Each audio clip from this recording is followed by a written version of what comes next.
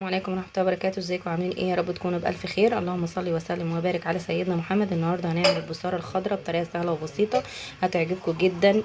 غدا خفيف وسهل ومش مكلف خالص. يعني لو معاك 10 جنيه ومحتاره تجيبي بيها غدا ايه، اعملي بيها البصاره الخضراء، خفيفه جدا وحلوه قوي. تمام. ده فول مدشوش، اسمه فول مدشوش او فول بتاع الطعميه. قولي للراجل كده لو انت مش عارفه تقولي فول مدشوش قولوا له عايزه فول بتاع الطعميه، هو ده شكله. تمام. هتجيبي منه ب5 جنيه على قدك، هيعمل معاكي طبقين حلوين قوي. بجد الوصفه دي او الغدا ده بيأكل جدا جدا وحلو قوي، وهيعجبك ان شاء الله، وسهله وبسيطه ومش مكلفه زي ما قلت لك. تمام. ده ب5 جنيه فول مدشوش، هتجيبيه وهتنقعيه في ميه حوالي ساعه او نص ساعه. تمام. لو ما فيش وقت عادي ما تنقعهوش. تمام. ده اسمه فول مدشوش اهو زي ما انتم شايفين بالشكل ده، هو ده شكله. تمام. هنجيب معايا تاني بصلايه، 4 فصوص توم، معايا مكعب مرق. تمام. هو ده البصارة الخضراء. وكمان في مكون تاني لازم نحطه معاها عشان تبقى خضراء، هي الملوخية الناشفة. بس انا لازم اسلق الفول الاول. يعني انا هعمل ايه دلوقتي؟ هحط البصل والثوم ومكعب المرق اهو كده بالشكل ده، وهسلقه على البوتاجاز وارجع لكم تاني. تمام. بس لو وصلتي معايا لحد هنا متنسينيش في لايك، في اشتراك، وتفعيل الجرس عشان يوصلك مني كل جديد ان شاء الله.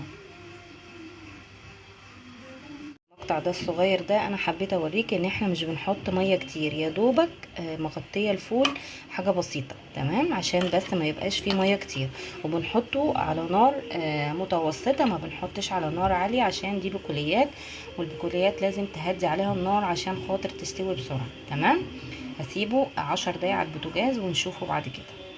انا حبيت اوريكم الفول بعد ما بيستوي. عايزه اقول لكم ما خدش 10 دقايق، انا قلت لكم على نار متوسطه. مش هياخد 10 دقايق، هو ده شكله. تمام. بصوا الميه اللي فيه مش كتير. تمام. هضربه في الخلاط ونشوف بقى الطشه بتاعتنا هنعملها ازاي. قبل ما اضرب الفول في الخلاط لازم احط معاه معلقتين ملوخيه ناشفه. الملوخيه دي حلوه قوي، انا عاملاها في البيت فعارفه ان هي نظيفه، ما فيهاش تراب، ما فيهاش اي حاجه. دي ملوخيه ناشفه انا عاملاها في البيت، طريقتها حلوه وتقدري تنشفيها بكل سهوله. تمام. هقول لكم في فيديو تاني ازاي تعملي الملوخيه الناشفه في البيت بطريقه سهله وبسيطه. تمام. دول معلقتين، ما تكتريش الملوخيه عشان ما تغمقش منك، حطي معلقتين، احتاجتي تاني زودي. تمام. معايا التوابل بتاعتي، فلفل اسود، كمون، كزبره، ما بحطش اكتر من كده توابل. تمام.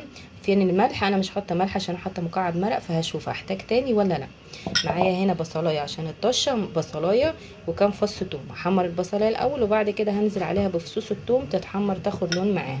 هضرب المقادير في الخلاط وارجع لكم تاني. القوام بتاعها المظبوط. بصوا انا زودت معلقه ميه بس عشان الخلاط يمشي. تمام.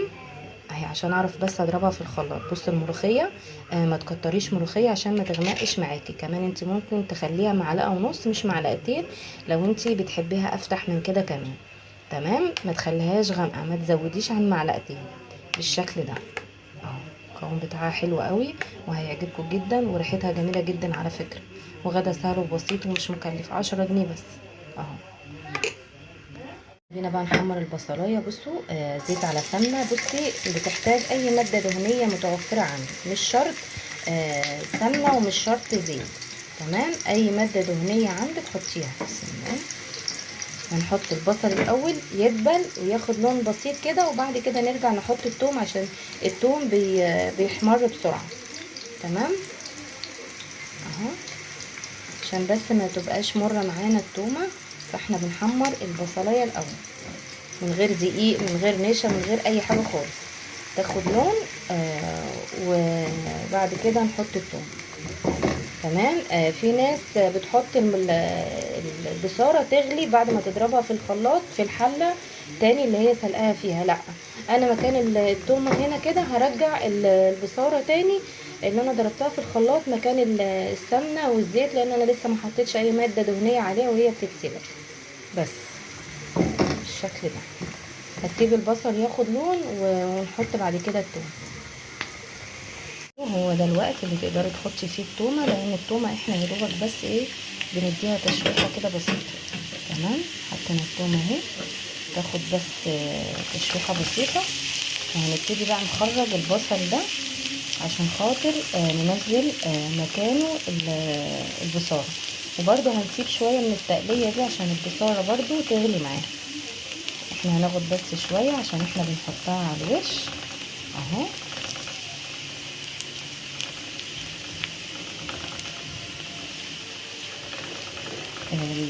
الخطوة بتاعت البصل دي ما ينفعش تسيبيها وتمشي، عشان بس البصل ما يغمقش ويبقى مر معاكي وانتي بتقدميها، لان هو بيتحط على وش البصارة مش بيغلي معاها. احنا بنحط حاجة بسيطة كده تغلي معاها، لكن الباقي بنحطه على الوش. تمام. نخرج بقى ايه كمية كده حلوة نحطها على وش البصارة، ونخلي شوية يغلوا مع البصارة نفسها. تمام كده حلو قوي اللون ده اهو. اللون ده حلو قوي، خلي بالنا. بصوا اللون ده كويس قوي، ما تغمقيش عن كده عشان ما تبقاش مر. البنات اللي هي الجديدة اهو. برضو في الكشري اللون ده حلو قوي للبصل بتاع الكشري. تمام اهو كفايه كده. ونخلي بقى شويه دول ننزل فيهم البصاره بتاعتنا. بقى ننزل البصاره بسم الله الرحمن الرحيم اهي. بصوا بالشكل ده. بصوا التقل بتاعها هي بتبقى تقيله كده، لان هي بتتاكل بالعيش بالشكل ده. سلام، جميله جدا. هنسيبها تغلي بس شوية عشان كمان الملوخية بتاعتنا تستوي، لان احنا الملوخية ضربناها في الخلاط بس. تمام. فهنسيبها تغلي مع التومة والبصلة كده والفول، لازم تغلي. تمام اهو. ما تزوديش مية تاني ولا اي حاجة خالص اهو بالشكل ده. ودوقي بقى اذا كانت محتاجة ملح تاني ولا لا اهو. تمام. بعد ما تغلي بقى شوية هقدمها في الطبق ونشوفها مع بعض ونشوف الحلاوة بتاعتها. بس خلاص الغدا بتاعنا جاهز. انا عرفته في الاطباق اهو. هما زي ما انا قلت لكم هما بيجوا طبقين. ما تكتريش عشان ما تقعدش عندك. هي بتتاكل هو فيهم واحد بس. وبتحطي البصل والثوم عليها كده على الوش بالطريقه دي. حابه ان انت تخليه لوحده زي ما انت عايزه. تمام. سهله وبسيطه ومش مكلفه وهتعجبكم ان شاء الله وطعمها حلو قوي. لو وصلتي معايا لحد هنا متنسينيش في لايك واشتراك وتفعيل الجرس عشان يوصلك مني كل جديد ان شاء الله.